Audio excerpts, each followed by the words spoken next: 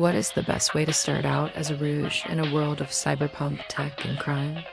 Well, you could be born into it, but that's just not fair. So why not try being raised by the very gangs you plan to rob?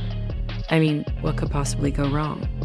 Our story begins with a young man named Adam who grew up on the Neon City streets, dreaming of one day becoming a rich and famous cybernetically enhanced supermodel. Yeah, that was his dream. Don't look at me like that. It's not easy growing up when all you see around you are advertisements telling you that the only way to be worthy is to have flawless skin, an impossibly tiny waist, and a perfect body. Anyway, Adam wasn't born with any of those things. In fact, he was born with a severe case of cybernetic apathy. That's where you don't care about how you look. But don't worry, because there's a cure for that. It's called living in a city full of chrome and concrete where everyone is obsessed with their appearance. Adam grew up idolizing the most famous supermodel of them all, the one and only Miss Perfect, and he wanted to be just like her. He wanted to be so perfect that when he grew up, he decided to change his name to Perfect Dark. Yeah, that's actually his real name. I'm not making that up. Anyway, he joined a gang of cybernetically enhanced street fighters and they started committing crimes together. And let me tell you, these were no ordinary street fighters.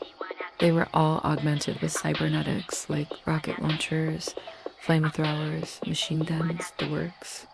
But despite all their firepower, they weren't very good at committing crimes. See, they kept getting caught by the police. And when that happened, Perfect Dark would always end up in jail while the others got away. One time he got out, he decided he needed a new plan. He couldn't keep getting caught, not if he wanted to become a famous supermodel. He thought long and hard about it and came up with the perfect solution. He would fake his own death. So he did. He staged a prison riot, burned down a building, and killed a bunch of people, all while making it look like he was the victim. The plan was risky, but it worked. The media ate it up, and soon no one was talking about Perfect Dark, the infamous criminal. They were talking about Adam, the tragic victim of circumstance. And that's when the ads began. At first, they were small, just little billboards here and there, but soon they were everywhere. On TV, on the radio, even on the side of buildings. Everyone was talking about Adam, the poor victim who just needed a cybernetic upgrade to become the person he was meant to be.